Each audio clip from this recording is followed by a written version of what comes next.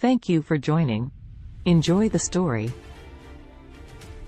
The island of Jeju, off the southern coast of Korea, was known for its stunning landscapes and peaceful way of life.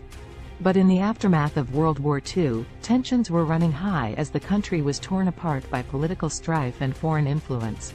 The people of Jeju found themselves caught in the middle of a bitter struggle for power and control, and the result was one of the darkest chapters in Korean history, the Jeju Uprising.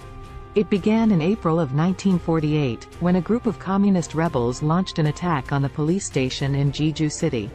The rebellion quickly spread throughout the island, as more and more people joined the cause, driven by a deep sense of injustice and anger at the government's corrupt policies.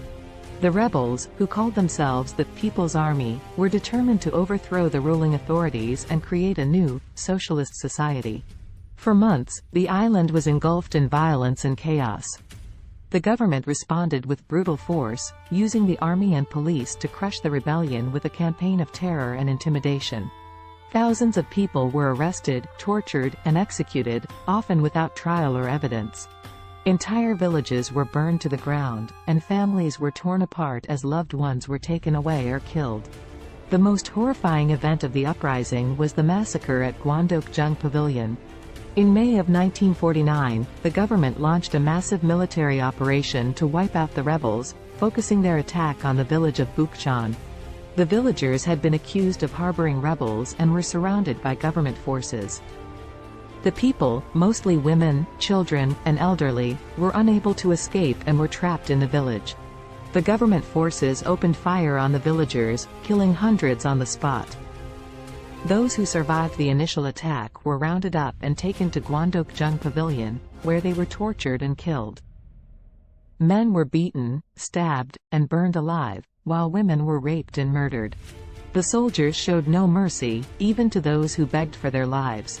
In the aftermath of the massacre, the government tried to cover up the atrocities, burying the bodies in mass graves and denying any responsibility for the violence.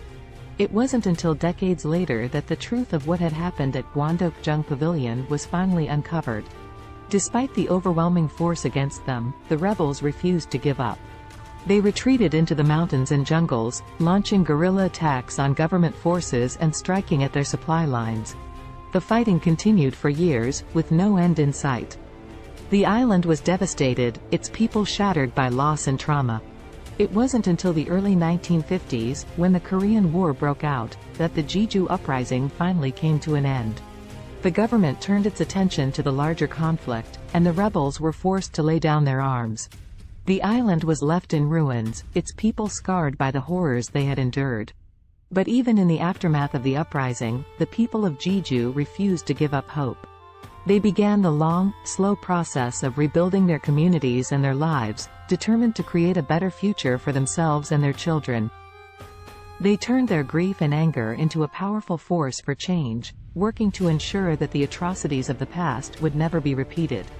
Today, the island of Jeju is once again a place of beauty and peace, a testament to the resilience and strength of its people. The memory of the Jeju Uprising remains, a reminder of the terrible cost of injustice and the power of human spirit to overcome even the darkest of times. Despite the years of suffering and loss, the people of Jeju refused to be defined by the tragedy that had befallen them.